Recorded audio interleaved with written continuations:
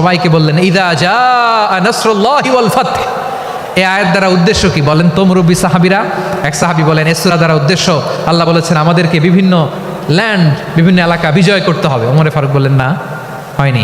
আরেকজন বললেন বিজয় হওয়ার পর আমাদের বেশি বেশি আল্লাহর বরত্বের ঘোষণা দিতে হবে, এটা উদ্দেশ্য। ওমরে ফারুক বললেন না, হয় নাই। যারা জিজ্ঞেস করেন কেউ পারে না। সব শেষে বিশ্বনবী ছোট্ট আব্দুল্লাহরে বলেন আব্দুল্লাহ ইদা জাআ নাসরুল্লাহি ওয়াল ফাতহ এর দ্বারা উদ্দেশ্য কি বলো তো? ছোট্ট আব্দুল্লাহ বলেন হুয়া আজালু রাসূলিল্লাহ। এই আয়াত দ্বারা বিশ্বনবীর বিদায়কে উদ্দেশ্য নেওয়া হয়েছে। ওমরে ফারুক বললেন হাদা হুয়া, এটাই তো সঠিক উত্তর, এটাই সঠিক তাফসীর এই আয়াতের।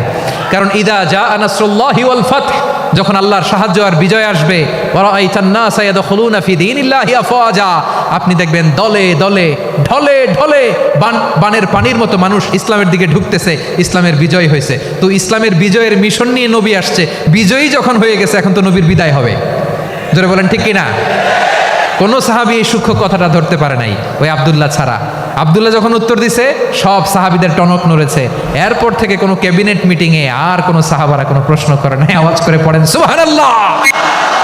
বিশ্বনবী আব্দুল্লাহ ইবনে আব্বাসকে দ্য এডুকেটর অফ দ্য উম্মাহ, উম্মার শিক্ষাবিদ হিসেবে গ্রহণ করেছেন। আওয়াজ করে পড়তে হবে আল্লাহু আকবার। সাহাবীদের নামগুলো মনে থাকবে? এক নম্বরে আবু মাহজুরা, মুয়াজ্জিন বানাইছেন। যায়েদ ইবনে সাবিত, দোভাষী, ট্রান্সলেটর অফ প্রফেট, এবং তিনি ছিলেন বিশ্বনবীর ব্যক্তিগত সচিব। Musab ibn Umair, the first ambassador and diplomat of Islam. Abdullah ibn Abbas, এই উম্মার সবচেয়ে বড় এডুকেটর, শিক্ষাবিদ। আরেকজন ছিল আব্দুল্লাহ ইবনে মাসউদ রাদিয়াল্লাহু তাআলা আনহু। দুই আব্দুল্লাহ, আব্বাস গেল, আরেকজন হচ্ছে মাসউদ। মক্কার তরুণ, ছাগল পালতো মুশরিকের বিশ্বনবী আর আবু বকর রাদিয়াল্লাহু তাআলা আনহু একবার গেলেন, যে দেখে এই তরুণ দাঁড়ায় আছে। বিশ্বনবী বলেন আমি খুব ক্ষুধার্ত, তোমার কাছে কি দুধ আছে ছাগলের? আব্দুল্লাহ ইবনে মাসউদ বলে আছে। ওয়ালাকিন আনা মুতামান, কিন্তু যে দুধ আছে এটা আমানতের, আমি দিতে পারবো না। বিশ্বনবী এইটা শুনেই তার টার্গেট করে ফেলছে। আনা মুতামান, দুধ আছে কিন্তু এটা আমার মালিকের, আমি তো দরদ দেখাই, আমার মালিকের দুধ আপনি পথিক, আপনারা দিতে পারি না।